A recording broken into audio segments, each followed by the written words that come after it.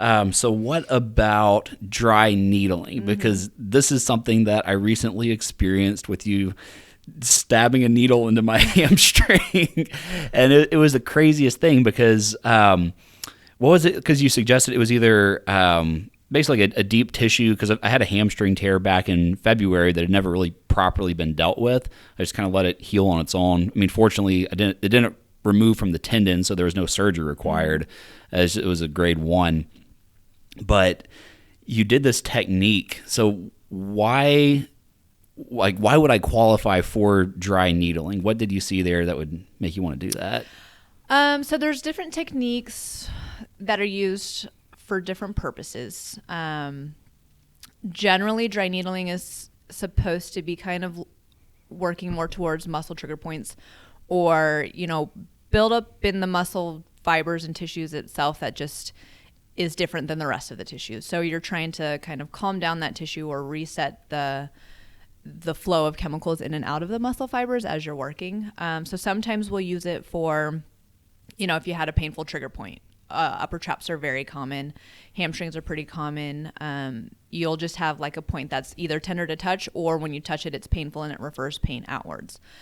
Other techniques we'll use it for are chronic injuries, or injuries that are muscles that just haven't fully healed and they've kind of hit a plateau or adjusted to a new normal, but it's not necessarily an optimal normal. And so for that, same concept as with, the cupping, where you're trying to restart an inflammation process. We're trying to tell the body, hey, this muscle you think is normal and you think is okay, but I need it to work a little bit better. So I need you to restart this inflammation process in this area, so that for one, you're getting better circulation. For two, we're going to follow it up with some form of exercise that's going to work those muscle fibers the way we want them to work, so that they're going to just be a little bit more efficient and do what they need to do at a higher level. Again, it's a passive type of modality. So it's something that a practitioner has to do on you, as opposed to your body figuring out itself. Mm-hmm. So it's not a necessary thing. It's a nice thing that we have really good, effects for a lot of people. But some research supports it greatly, and some research is like, well, it's no better than any other thing that we would try. So it's one of those where when I'm doing it, it's patient specific.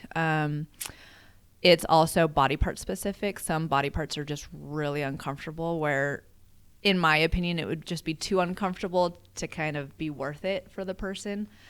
But for some body parts, I see such great responses that if the person's open to the needles, then I'll suggest it.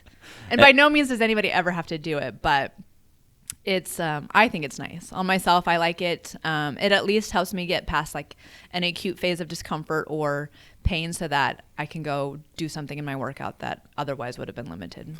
Right. So when you were dry needling me, I had my eyes closed because I'm needle phobic. Mm-hmm. How big was that needle? So from a length standpoint, the one in your hamstring was about this long. It's like 3.5, 4 inches. Yeah, I think between 4 to 5 inches. Did it go all the way in? Yes. Oh my gosh. Yes. Whoa. The ones. I'm so glad I didn't see that. There are some for like the glute area, piriformis area, where we get like 100 centimeters length of needle. So that looks pretty intimidating. That's why for some people, they don't like needles. I'm like, I get it. God. I don't like needles either. I understand. The diameter changes, so they can be so tiny you don't feel them. Yours was a little bit thicker just because it has to be that thick to go that deep into a big muscle.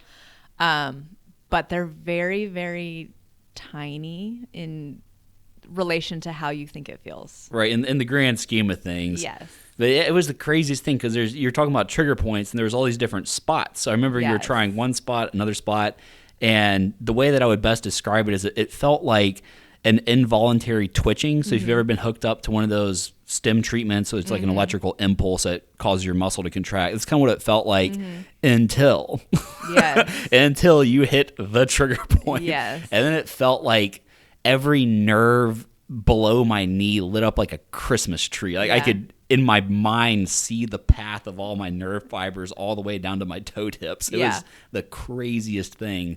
But I felt a lot better after. Good. After the pain went away, the muscle really loosened up. And I'd been dealing with a lot of sciatic pain in that leg, probably as a result of things getting knotted up and the sciatic nerve not being able to move properly. That helped. Good. Like, my foot's been feeling great. Awesome. Yeah. Yeah, sometimes it just needs that like one extra step, and then you're like, oh, okay, this was worth it.